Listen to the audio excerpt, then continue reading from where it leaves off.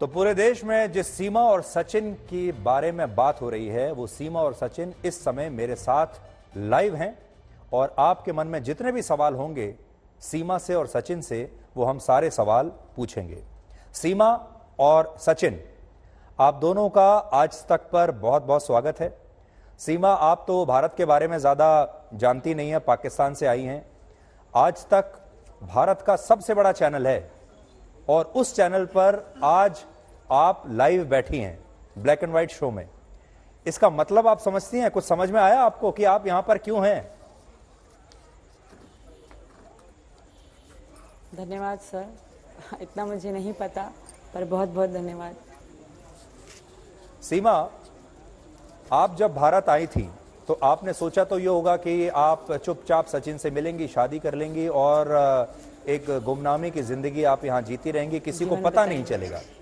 लेकिन आज पूरा भारत और पूरा पाकिस्तान आपके बारे में बात कर रहा है और जब से आप आई हैं लगातार न जाने कितने आप इंटरव्यूज दे चुकी हैं, कितना मीडिया आपके घर के बाहर खड़ा है। आप एक तरीके से सेलिब्रिटी बन गई हैं। आपने कभी सोचा था आपके साथ ये सब होगा, आपके जीवन में इतना बड़ा बदलाव? नहीं सर,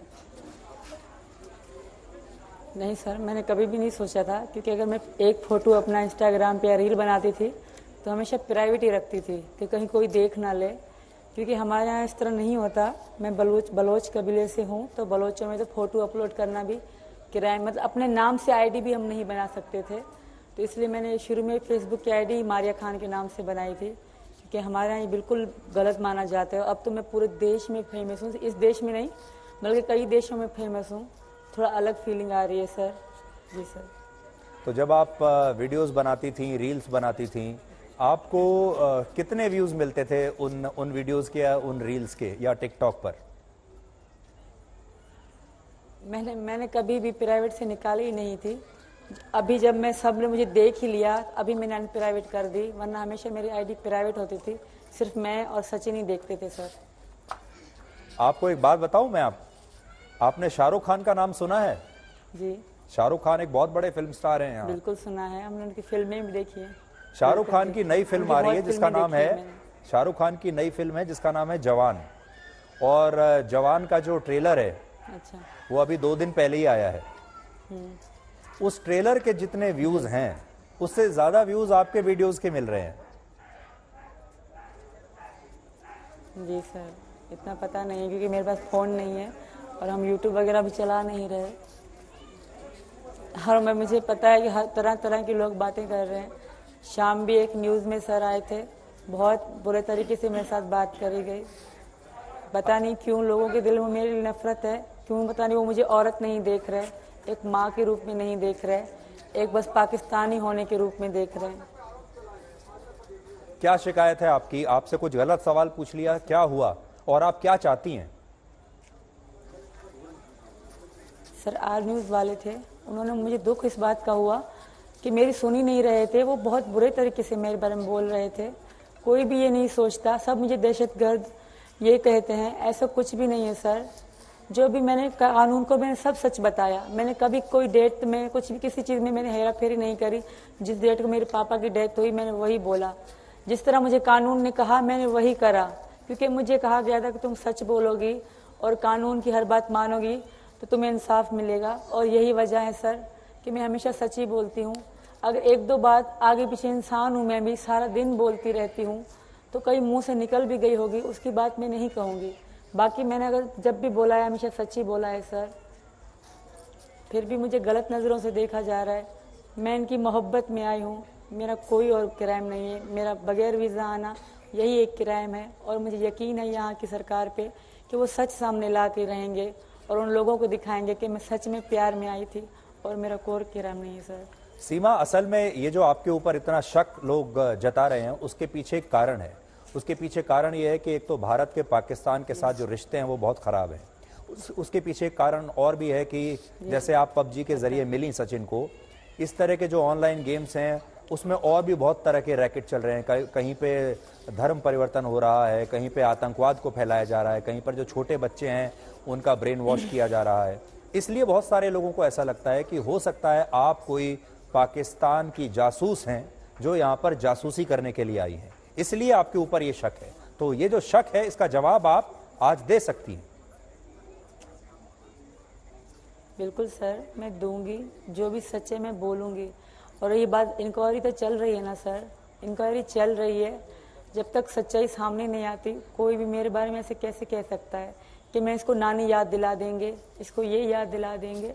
मैं महिला हूँ, मैं इस विश्वास से आई हूँ कि यहाँ औरतों की इज्जत होती है, क्योंकि जहाँ मैं रहती थी वहाँ मेरी कोई इज्जत नहीं थी सर।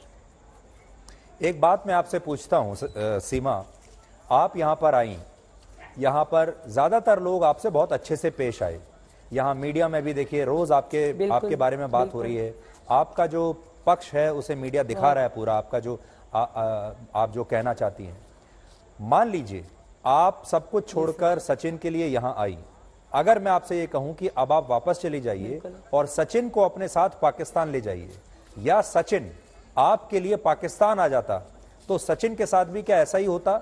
इतने ही अच्छे से लोग पेश आते जितना आपके साथ हुआ? तब क्या होता? नहीं सर, ऐसा बिल्कुल भी नहीं होता। इसका उल्टा ही हो सकता था, क्योंकि हमारे यहाँ गैरत की बात ज़्यादा मानी जाती है।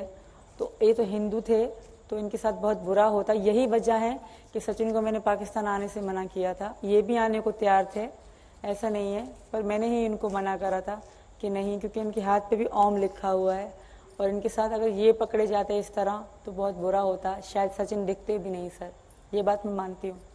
सचिन, क्या आपने कभी ये सोचा कि सीमा को भारत में बुलाने की बजाय? एक मिनट सर, एक मिनट। हाँ,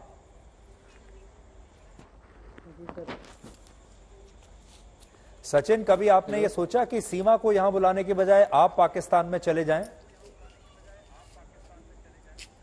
जी सर, मैं इसने बोला था और मैंने भी कहा था कि मैं आ जाता हूँ। मैंने पासपोर्ट के लिए क्या कहते हैं वो दिया भी था, वो जो आता है उसके नीचे अब भी पासपोर्ट के वो धरे हैं, जो वो देते हैं कागज़ बनाकर, जो अपॉइंटमेंट जाती है ना, वो पहले जो कागज़ बना कर देते हैं वो अब भी नीचे दिखा सकता हूँ। तो फिर इसने बोला मैंने कि तुम रहने दो, तुम्हारे हाथ पर ओम गुदा हुआ है तो तुम रहने दो, तुम्हारे लिए और मुझे यहाँ जगह बुरा हो जाएगा हमारे साथ, तो मैं ही आ जाती हूँ आप वहाँ पर। सचिन, आपने कभी सोचा था कि जब आपने सीमा को बुलाया तो ऐसा ही होगा कि किसी को पता नहीं चलेगा, चुपचाप आप एक दूसरे के साथ रहने लगेंगे, सीमा अपना धर्म बदल लेगी और किसी को पता नहीं चलेगा? लेकिन यहाँ तो सबको पता चल गया, पुलिस को पता चल गया, अदालत को पता चल गया। सबसे बड़ी बात यह है कि मीडिया के जरिए अब पूरे देश में आपकी बात हो रही है। इससे आप खुश हैं या इससे आप परेशान हैं, जो इतना मीडिया में आपको इतनी लाइमलाइट मिल रही है? सर, हमें लाइमलाइट की तो ज़रूरत नहीं थी, पर हमें क्या कहते हैं, हम दोनों का बस प्यार हमारे लिए ज़रूरी है बस सर। हमें कोई ये नहीं है कि हमें ज़्यादा फेमस होना है, ना हम चाहते थे कि हम ज़्यादा फेमस हों, बस हम अपनी हंसी खुशी बस ज़िंदगी गुजारना चाहते थे सर। और क्या कहते हैं, बच्चों के स्कूल खुलने वाले थे, तो 1.5 महीना से यहाँ कानों कान खबर नहीं थी किसी को कि हम ये यहाँ पर है। तो सर इसने बोला मैंने कि बच्चों के स्कूल खुलने वाले हैं, फिर बाद में ये एडमिशन नहीं होगा, तो क्या कहते हैं फिर तो हम वकील के पास गए बुलंदशहर। बुलंदशहर में हमने उसे सब सच बताया, क्योंकि हमें कुछ सोल्यूशन दे के कैसे रहें, क्या चीज़ बच्चों को कैसे पढ़ाएं वहाँ जगह स्कूल में। तो सर वहाँ जगह से उसने वकील ने बुलंदशहर से हम दिलासा दे के भेज दिए सर। तो हम बहुत खुश होते होते आए वहाँ से। तो हम रात को बहुत खुश थे, वहाँ पर सोए। हम सोने के बाद क्या कहते हैं फिर सुबह को पता पड़ी कि पुलिस को बता दी उसने सर। जी सचिन, आपकी उम्र क्या है अभी? जी सर, मैं सर 1/1/2001 मेरी डेट ऑफ बर्थ है और 23 में चल रहा हूँ मैं सर। तो मतलब आपकी उम्र है 22-23 साल? जी सर। और सीमा की उम्र है 27 साल? जी सर। तो 22 साल की इस छोटी सी उम्र में, जब आपके पास कोई ऐसी बहुत बड़ी नौकरी भी नहीं है, आप कितना पैसा कमाते हैं अभी? कहाँ काम करते हैं आप? मैं तो सर वैसे ही दुकान पे काम करता था, 3 साल से मैं अपने यहीं पर काम करता था, कर रहा हूँ। तो एक ही दुकान पे काम कर रहा हूँ और 13,000 मेरी तनख्वाह थी सर। परचूनी की दुकान थी।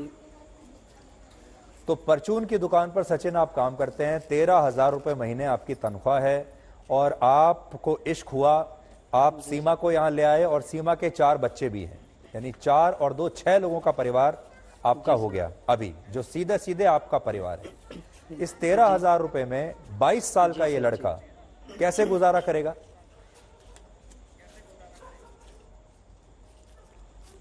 सर भगवान किसी को भूखा नहीं मारता, खैर सब हो जाता है एडजस्ट।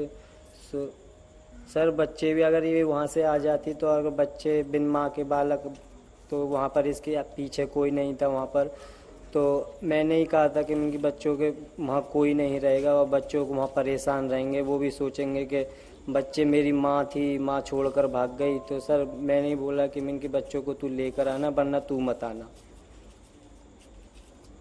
अच्छा, अब आप हमारी सीमा से बात कराइए। सीमा। जी सर। जी सर। सीमा। जी सर बोलो। सचिन आपसे छोटे हैं, उम्र में काफी छोटे हैं। इनकी पहली शादी है, आपकी दूसरी शादी है, 4 बच्चे भी आपके हैं। आपको कभी, और आपको उनकी तनख्वाह भी पता है कि वो कितना पैसा कमाते हैं, घर भी पता है कैसा है, आपको कभी इस बात पर कोई डाउट नहीं हुआ कि अगर आप इंडिया चली भी गई तो आपका गुजारा कैसे होगा? और 22 साल का जो लड़का होता है वो बहुत मैच्योर्ड भी नहीं होता, कई बार गलत फैसले भी ले लेता है, कई बार हो सकता है शुरू में आपको लगता हो कि ये प्यार है लेकिन वो प्यार ना हो। ये सारे जो डाउट्स थे ये आपके दिमाग में नहीं आए? नहीं सर, सचिन बहुत सीधे हैं। सचिन ने कभी सचिन की मैं पहली मोहब्बत हूँ और आखिरी भी हूँ आई थिंक। पर सचिन मेरे साथ बहुत अच्छे रहते थे, बहुत अच्छे से बात करना। ये मतलब उनकी तरह नहीं है जो आजकल के लड़के हैं, ये उनसे अलग थे। यही वजह थी कि मैं इनके साथ बहुत, हमारी बातचीत अच्छी रहती थी कि मुझे इन सबसे अलग लगते थे। वरना लोग ऐसे भी होते हैं सर, मैंने देखे हैं सर, जो वहाँ मेरी दोस्तें थी उनको छोड़ के चले गए, उनके दोस्त 2 दिन बात करी, 6 महीने बात करी, छोड़ के चले गए। हमें साल हो गया दोस्ती में, तो ये अच्छे से रहे मेरे साथ। Hello sir. जी जी। सीमा, आप 5वीं क्लास तक पढ़ी हैं जो मुझे पता चला? जी सर, वो बेनज़ीर की तरफ से पढ़ाया गया था। वो घर घर में मतलब टीचर भेजी जाती थी, हमारे गांव में स्कूल नहीं जाने दिया जाता था, तो सर मैंने वहीं से थोड़ी सी तालीम हासिल करी है सर।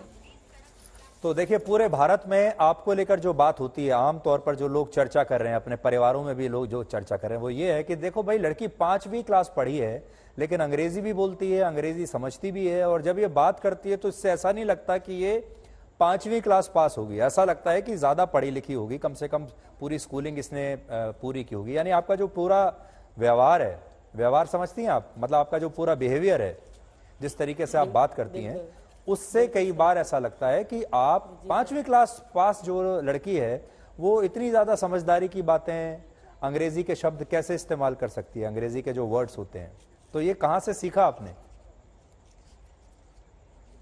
सर ये तो हर कोई आमतौर पे ये दुनिया में चल रहा है, जो बिल्कुल भी नहीं पढ़ा लिखा ना सर, वो भी ये थोड़ी बहुत बोल लेगा।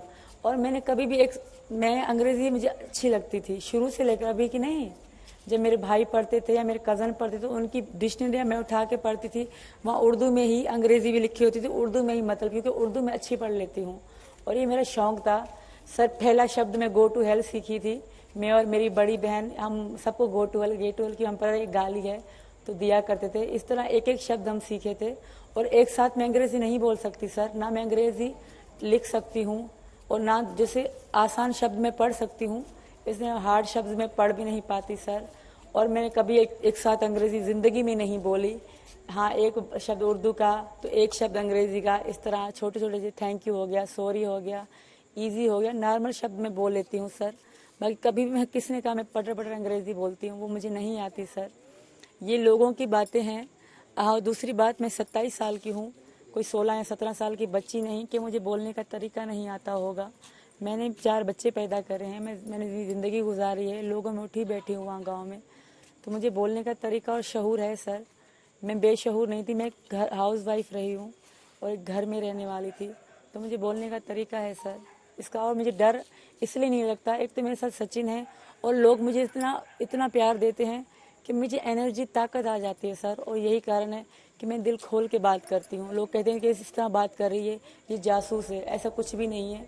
मैं 3 दिन तक पुलिस के आगे रोती रही, वो मेरे लिए बहुत मुश्किल था। अकेली होती थी, चारों तरफ लोग बैठे होते थे, डर मुझे तब बहुत लगता था और तब ही ऐसा होता था, पर अब मैं मुतमईन रहती हूँ क्योंकि चारों तरफ लोग बैठे होते हैं और कोई कहाँ से हंस के मुझसे बात करता है, कोई कहाँ से हंस के इशारा करता है कि चिंता मत करो, सब सही होगा।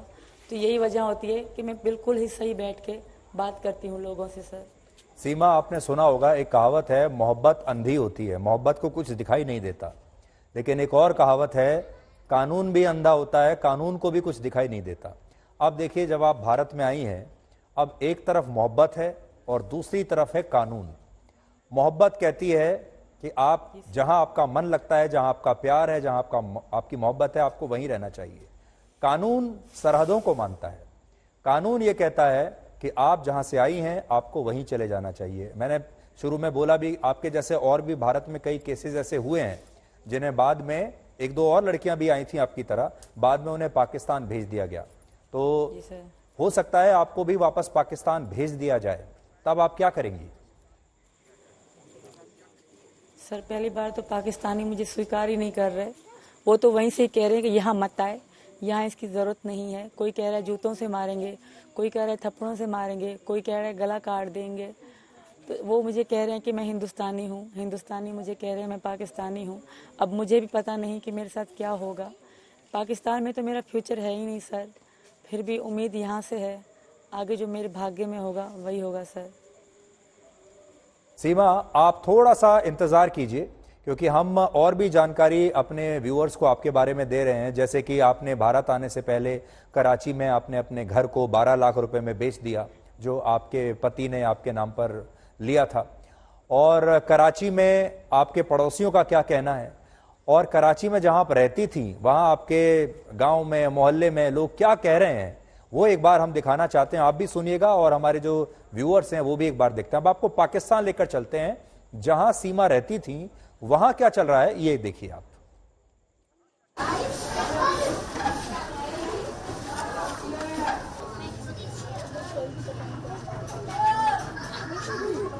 मैं सीमा का शोहर गुलाम हैदर, मैं मोदी सरकार को हाथ जोड़ के अपील करता हूं कि मेरे बच्चे पता नहीं कौन से गेम, पबजी गेम के जरिए उनको ज़हनी मरीज बनाया गया और उनको पाकिस्तान से ऐसा पट्टी पढ़ा के उनको उनका घर भिजवाया, कैसे बच्चों को ज़हनी मरीज बनाया गया उनको। सीमा मेरा घर वाली है, फरहान, फरवा, फरहा, फरी, तीनों बेटी। मैं मोदी सरकार को हाथ जोड़ के गुजारिश करता हूँ, अपील करता हूँ कि मेरे बच्चे मेरे हवाले करें, पाकिस्तान के हवाले किए जाएं। मैं बहुत परेशान हूँ, मिस्कीन बंदा हूँ।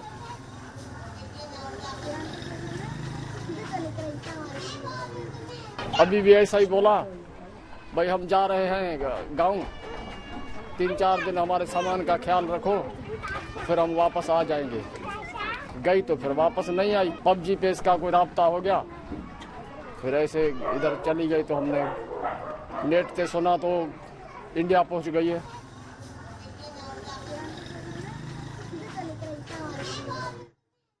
सीमा, अभी आपने खुद भी देख लिया होगा कि आपके जो पड़ोसी हैं वहां वो क्या कह रहे हैं और आपके जो हस्बैंड हैं वो क्या कह रहे हैं। अब देखिए, आप भी भारत की सरकार से कह रही हैं कि मुझे यहाँ रहने दिया जाए, मेरे बच्चों को रहने दिया जाए, और आपके पति भी भारत सरकार के सामने हाथ जोड़कर यही कह रहे हैं कि मेरे बच्चे मुझे वापस दे दिए जाएं, मेरे बच्चों को वापस पाकिस्तान भेज दिया जाए। अब भारत सरकार किसकी बात सुने, आपकी या आपके पति की? सर वो सिर्फ साजिश चल रहे हैं, वो मुझे रखने वाले नहीं हैं, क्योंकि वो मेरे साथ पहले से सही नहीं थे। मैं उनको अपना पति मानती ही नहीं हूँ। वो उस बात से इनकार कर रहे हैं, वो हर बात से इनकार कर रहे हैं। मैं उनसे हर तरह की रिक्वेस्ट करती हूँ, अगर सर मैं पाकिस्तान चली भी गई ना तो मैं हैदर के पास नहीं जाऊँगी। पहले तो मैं बचूंगी ही नहीं, अगर मैं 2 दिन भी जिंदा रही ना, मैं एक पल भी हैदर के पास नहीं जाऊँगी सर, क्योंकि मैं सचिन की पत्नी हूँ। मुझे विश्वास है कि मैं यहीं मरूंगी, मैं वापस नहीं जाऊँगी। अगर फिर भी कानून ने मुझे भेज दिया तो वहाँ के लोग मुझे जिल्लत की मौत देंगे सर। मैं वापस नहीं जाना चाहती सर। मुझे, अगर मैंने क्राइम करा है, मैं बगैर वीज़ा आई हूँ, मुझे ताउम्र जेल में डाल दिया जाए, मुझे वापस नहीं भेजा जाए सर। अगर यहाँ के कानून को मुझ पे शक है तो भी मैं यही कहूँगी, मुझे जेल में डाल दें, जिस तरह चाहे रखें, मुझे पाकिस्तान ना भेजें। और हैदर जितना अच्छा बनने का कह रहे हैं, वो इतने अच्छे थे नहीं और है नहीं। अगर इतने अच्छे होते शायद मैं उनको छोड़ के यहाँ आती भी नहीं सर। तो अभी आपने, मेरा कोई भी पीछे नहीं है, मेरे पापा थे जी। हाँ, जी सर। आप बोलिए, आप अपनी बात पूरा कीजिए। मेरे पापा थे, उनकी डेथ के बाद मेरा कोई भी पीछे नहीं था। 2 बहनें हैं, एक भैया है, वो अपनी ज़िंदगी में खुश रहेंगे सर, कोई किसी को नहीं पूछता। हैदर के पापा, हैदर के परिवार ने कभी मेरे साथ रब्ता करने की कोशिश भी नहीं करी। मेरे पापा की डेथ पे भी वो नहीं आए, तो वो कैसे कह सकते हैं। एक हैदर जो मेरे साथ लड़ते थे, तो मेरे पापा ही थे जो मेरे बीच में आते थे। अब वो भी नहीं थे, तो मैं किसके लिए रहती सर। सारी ज़िंदगी यही जिल्लत मेरे बच्चे देखते थे, हमारी लड़ाई होती थी। हैदर के पहले भी 2 बच्चे हैं, उनको कभी हैदर ने पूछा तक नहीं। पहली पत्नी ने इनसे तलाक ली, तो उनके लिए इस तरह क्यों नहीं मसले खड़े करें। पहली पत्नी ने दूसरी शादी कर रखी है, तो उसके लिए वो सवाल क्यों नहीं खड़े कर रहे। पहली पत्नी को अपने बच्चे दे दिए थे इन्होंने, तो उस पत्नी ने खुद इसको कहा कि मैं नहीं पालूंगी, तुम खुद पालो। तो उसके लिए क्यों नहीं कहा गया। अब मेरे लिए क्यों। अगर मैं यहाँ से जाती भी हूँ सर, तो मैं हैदर की पत्नी बन के कभी भी नहीं रहूँगी। पहली बात तो बचूंगी नहीं, अगर जिंदा 2 दिन रही तो मैं हैदर की पत्नी नहीं रहूँगी। सीमा, आप पाकिस्तान में रही अभी तक, अब आपको कुछ दिन यहाँ इंडिया में हुए हैं, दोनों जगह में आपको क्या अंतर महसूस हुआ?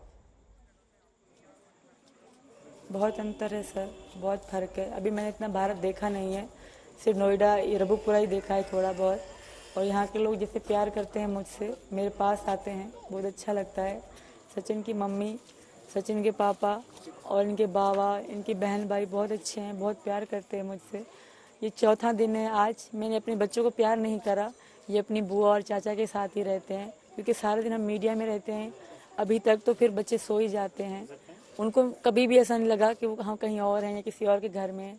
पापा मम्मी को अपनी दादा दादी मानते हैं, उनसे बहुत प्यार करते हैं मेरे बच्चे यहाँ इनका इतना मन लग गया है कि वो कभी कहते भी नहीं कि कोई और थे हमारे। और हैदर को तो उन्होंने कभी याद भी नहीं करा। जी सीमा, आप तो जानती हैं भारत में भी हिंदू मुसलमान ये बहुत जो है बड़ा मुद्दा रहता है, अक्सर इस तरह की बातें होती रहती हैं। और यहाँ पर आपने देखा होगा कि लव जिहाद जैसी बातें होती रहती हैं कि लव जिहाद होता है। तो आपको ऐसा लगा जब सचिन के आसपास के जो लोग, या जब आप यहाँ वापस आई, तो आपको ऐसा कभी लगा कि एक हिंदू के साथ आप, क्योंकि एक मुसलमान हैं, एक हिंदू के साथ आपके इस रिश्ते को लोग एक्सेप्ट नहीं करेंगे, और या लोगों को कोई हिचक है आपको एक्सेप्ट करने में, क्योंकि आप दूसरे धर्म से आई हैं, और वो भी सबसे बड़ी बात पाकिस्तान से, जिसे भारत के लोग दुश्मन देश मानते हैं? सर यही तो खूबी है यहाँ के लोगों में, हिंदू मुसलमान सब मुझे आशीर्वाद देकर गए, दुआएं देकर गए, और सब इतना खुश हो रहे थे कि हमारी पाकिस्तान से भाभी आई है। तो बहुत यहाँ के लोग प्यार दे रहे हैं मुझे, कोई साड़ी दे रहा है तो कोई फूल ले आ रहा है, कोई लड्डू लेकर आ रहा है, तो कोई 200 मेरे हाथ में थमा के जा रहा है। मुझे बहुत अच्छा लग रहा है सर, बहुत अच्छे हैं, बहुत प्यार मिल रहा है मुझे। बस हुकूमत के फैसले का इंतज़ार है, और जब बिल्कुल जो चल रही मेरी जांच मतलब चल रही वो क्लियर हो जाए, फिर जो फैसला होगा सर मैं मंजूर करूँगी। पर मुझे यकीन है कि मेरे हक़ में होगा, मुझे वापस नहीं भेजा जाएगा, क्योंकि पाकिस्तानियों ने खुद मुझे कहा कि अब ये पाकिस्तान की नहीं, इसकी ज़रूरत नहीं है पाकिस्तान में। तो मुझे यकीन है कि भारत मुझे अपनी पनाह में रखेगा, अपनी शरण में लेगा, क्योंकि मैं खुद को हिंदू बना चुकी हूँ, और मैं भारतीय भी बन जाऊँगी, मन से तो बन गई हूँ, कानूनी भी बन जाऊँगी सर। हमने ये भी देखा, जो हम लगातार आपके वीडियोस आते रहते हैं, कि आपने हिंदू धर्म को तो अपना लिया, हिंदू संस्कृति को आपने बहुत जल्दी अपना लिया, बहुत जल्दी आप इस नए माहौल में बहुत जल्दी आपने एडजस्ट कर लिया, बहुत जल्दी आप उसमें जो है ना आप रच बस गई। ऐसा लग रहा है आपसे बात करके कि आप आज से नहीं कई साल से यहीं रह रही हैं। बिल्कुल सर, ऐसा ही है, समझो मैं कई साल से यही रह रही हूँ, क्योंकि मेरे सचिन यहाँ पे रहते थे, मैं वहाँ रहती तो वहाँ थी, हमारी 12-12, 11-11 घंटे, 13-13 घंटे कॉल चलती थी व्हाट्सएप पे, तो अक्सर हमारी बातचीत चलती रहती थी। मेरी रूह यहाँ ही थी समझें, क्योंकि मैं करवा चौथ भी मनाती थी, नवरात्रि भी मनाती थी, होली भी इनके साथ मनाती, क्योंकि वहाँ होली नहीं मनाई जाती, मैंने कभी नहीं देखी, तो यही दिखाते थे। तो मैंने वहाँ भी साड़ी पहनी कई बार, इनके लिए करवा चौथ रखे थे, मैंने 2 रखे थे। तो ऐसा नहीं कि मैं यहाँ आके बदली हूँ सर, मैं पाकिस्तान में बदली हुई थी। ये 2 साल लगे हैं मुझे ये सब करने में। और रही बात लैंग्वेज की, तो जैसे मैं यहाँ आई थी तो सचिन, सब लोग कहते थे कि इसकी भाषा अलग है, तो सचिन ने ही मुझे बार बार समझा करके इस तरह बोलो, इस तरह नहीं बोलो, क्योंकि हमारे यहाँ तू तुम चलता है, तो यहाँ तू बुरा माना जाता है, तो हमारे यहाँ तू मतलब नॉर्मल रहता है, तो यहाँ बुरा माना जाता है। पहले सचिन ने मुझसे तू बोलना छुड़वाया। इस तरह सर इनकी सपोर्ट से मैं यहाँ तक मतलब ये भाषा सीख पाई हूँ। और सब यही कहते हैं कि ये कैसे हुआ। अरे मेरी मोहब्बत है, मेरी चाहत है, मेरी दिलचस्पी को तो देखे कोई। जी सीमा, एक फिल्म आई थी बड़ी मशहूर सलमान खान की, आप तो बहुत फिल्में देखती हैं, उसका नाम था बजरंगी भाईजान। देखी आपने वो फिल्म? देखिए बिल्कुल सर, बहुत बार देखी है, बहुत बार। आपकी अपनी कहानी और बजरंगी भाईजान की जो कहानी थी उसमें आपको कुछ ऐसा लगता है कि उसमें कोई एक जैसी कहानियां हैं दोनों की? बस फर्क ये है वो फिल्म थी, फिल्म में सब कुछ बड़ी आसानी से हो जाता है, और ये हकीकत है, ये असल जिंदगी है, इसमें उतनी आसानी से चीजें नहीं होती। आप दोनों में कोई सिमिलैरिटी देखती हैं? बिल्कुल सर, हकीकत हकीकत होती है और फिल्म फिल्म होती है। बहुत मुश्किलों से मैं आई हूँ यहाँ तक सर, बहुत कोशिशों से आई हूँ। मैं सारे दिन सोचती थी क्या मैं जा पाऊंगी कभी। हमेशा एक एक से पूछती थी कि लोग भारत कैसे जाते हैं, लोग भारत कैसे जाते हैं। पूछ के मतलब मालूम कर करके मैं यहाँ तक पहुँची सर। आसान नहीं था इंडिया आना, मुझे बहुत मुश्किलों से दुआएं मांग मांग के मैं यहाँ तक पहुँची हूँ। इसलिए मुझे वापस जाना बहुत मुश्किल लग रहा है, क्योंकि मैं सचिन को छोड़ के जाना नहीं चाहती सर। मैं बहुत मुश्किल, बहुत दुख देख के यहाँ आई हूँ सर, और पीछे मेरे लिए कुछ भी नहीं है जिसके लिए मुझे वापस जाना चाहिए सर। और मेरी आप सबसे रिक्वेस्ट है, आप लोग जैसे कहोगे, जिस तरह रखोगे मैं रहूँगी। मैं घर से, कमरे से भी बाहर नहीं जाऊँगी। जो भी मेरे लिए रूल रखा जाएगा वो हर मानूंगी, पर मुझे यहाँ से वापस न भेजा जाए।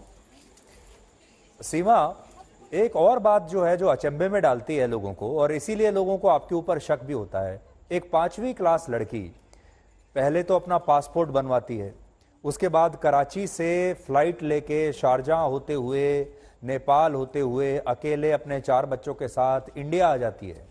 ऐसी लड़की जो इससे पहले कभी बाहर अपने घर से बाहर ना निकली हो, बहुत ज्यादा पढ़ी लिखी भी ना हो, कैसे आई आप? और आपको ये डर नहीं लगा कि बीच में कहीं आप पकड़ी जा सकती हैं? किसी भी बॉर्डर पर आपको पकड़ा जा सकता है, और अगर आप पकड़ी गई तो ना पाकिस्तान वापस जा पाएंगी और ना हिंदुस्तान पहुंच पाएंगी। कैसे किया आपने ये? सर पहले तो वहाँ पे जो जहाँ मैं रहती हूँ कराची शहर में, वहाँ हर चीज़ है। पहले तो मैंने आधार कार्ड बना, क्योंकि ना मेरे पास आधार कार्ड थे, ना बच्चों के कोई कागज़ थे, ना मेरे पास पासपोर्ट थे।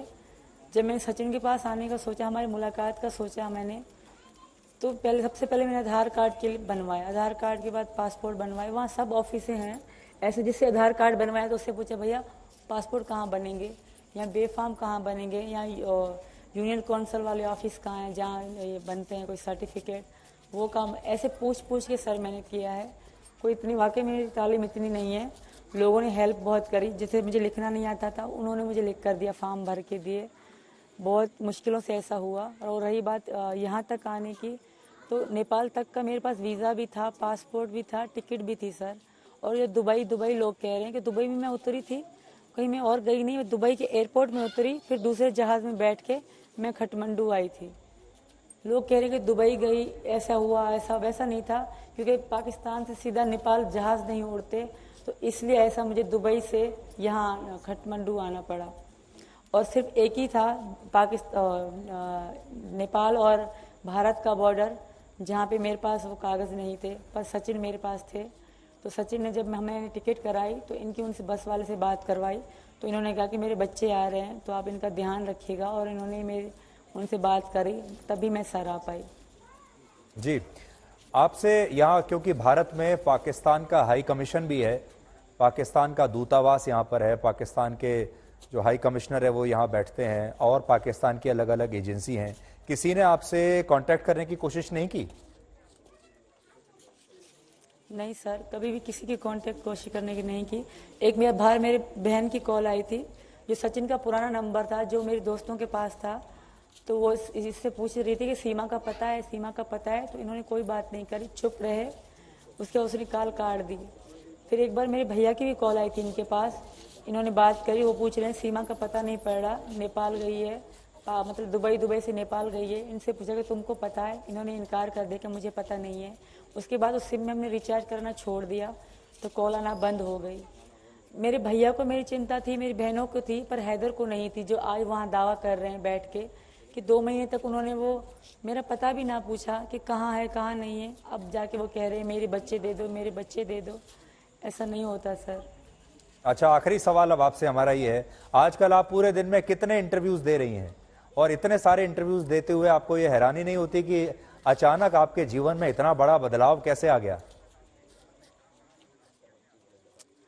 होती है सर, बोल बोल के अभी मेरा गला सही नहीं है, इतना बुलवाते हैं, कोई कहाँ से कोई कहाँ से, कभी लड़ पड़ते हैं, कभी शोर मचाते हैं, तो तबीयत खराब हो जाती है सर। तो मैं तो चाहूँगी मीडिया वाले कम आए, अगर आए तो एक एक करके आए, क्योंकि एक साथ जब ऊपर आ जाते हैं तो पागल सब, एक तो गर्मी लगती है, छोटा घर है हमारा, ऊपर से घुटन होती है सर, तो बहुत डिस्टर्ब रहते हैं हम। खाना खाने का समय भी नहीं मिलता, ना बच्चों के नहलाने का समय मिलता है। सुबह 8 बजे ही आ जाते हैं, शाम के 8-9 बजे तक सर। अपने आप को टीवी पर देखकर कैसा लगता है आपको? अभी ना अच्छा लगता है ना बुरा। जब तक बिल्कुल सब कुछ क्लियर नहीं हो जाता तब तक मुझे ना अच्छा लगता है ना बुरा। लोग बुरे भी सवाल करते हैं सर, लोग अच्छे भी सवाल करते हैं सर। किसी के सवाल से मुझे दुख भी पहुंचता है, फिर रोना भी आता है सर। फिर मैं खुद को कहती हूँ नहीं, मुझे रोना नहीं है। जब सच सामने आएगा, जो मेरे बारे में गलत बोल रहे हैं उनको एहसास होगा। मैंने अपना क्राइम माना है सर, मेरी गलती बगैर वीज़ा आना है, क्योंकि मैं इनके प्यार में थी। मेरा वहाँ कुछ भी नहीं था खोने को, मेरा छोटा सा घर था, मैं बेच के वो चली आई सर। मैंने हैदर का कोई कुछ भी नहीं उठाया, सब सामान उसका वहाँ, जैसे चाचा वो कह रहे थे, वो हमारे मालिक मकान थे, कि सामान का हमें कह के गए कि हमारे सामान का ध्यान रखना। मैं अपने 2 बैग ले आई, ये मैंने जो पहन रखे हैं, ये छोटे वाले मेरी मम्मी के हाथों के थे, मेरी सोना पहन के, और अपना घर बेच के आ गई सर, जो मेरे नाम से था। जी सीमा, अभी पिछले हफ्ते ईद थी, अब जब ऐसे मौके आते हैं, पिछले हफ्ते ईद, भारत में सबने ईद मनाई, आपने ईद मनाई या नहीं मनाई? नहीं मनाई सर, क्योंकि मैं हिंदू धर्म में थी, तो मैंने नहीं मनाई थी सर ईद। सचिन ने भी आपको नहीं कहा कि आप इतने वर्षों से, इतने सालों से ईद मना रही हैं, तो चलिए कोई बात नहीं, ईद मना लीजिए? नहीं सर, इन्होंने नहीं कहा, इन्होंने कभी भी नहीं कहा कि मना लो। ऐसे मैंने मजाक में कहा कपड़े ला दो, ईद आ रही है, तो कह रहे तुम हिंदू हो मुसलमान? मैं कहा हिंदू हूँ, तो चुप हो गए ये सर। तो सीमा, अब हम आपको और ज़्यादा परेशान नहीं करेंगे, हमसे आपने बात की, बहुत बहुत शुक्रिया। और हमारा जो चैनल है वो भारत में, पाकिस्तान में और पूरी दुनिया में देखा जाता है, और आज आपको करोड़ों लोगों ने देखा। आपकी बात, आपकी जो मोहब्बत की दास्तान है, ये करोड़ों लोगों ने सुनी है। भारत में भी घर घर में आपके बारे में चर्चा हो रही है, और लोगों को आपके मन में क्या है, आपकी पूरी कहानी क्या है, आप दिल से क्या कहना चाहती हैं, वो आप सब लोगों को बता पाई। आपका बहुत बहुत शुक्रिया। मैं नहीं जानता सरकार क्या फैसला लेगी, अदालत आपके बारे में क्या फैसला लेगी, लेकिन हम यही कह सकते हैं, शुभकामनाएं। और आपकी सच्ची मोहब्बत अगर है तो मोहब्बत की हमेशा जीत होती है, मोहब्बत कभी भी हारती नहीं है, और आपकी भी जीत होगी। बहुत बहुत शुक्रिया। तो अब इस पूरी कहानी के 2 पहलू हैं, एक मोहब्बत अंधी होती है, और दूसरा कानून भी अंधा होता है। अब यह देखना है कि मोहब्बत जीतती है या कानून जीतता है। सीमा यहीं भारत में रहती है या फिर सीमा को वापस पाकिस्तान भेज दिया जाता है।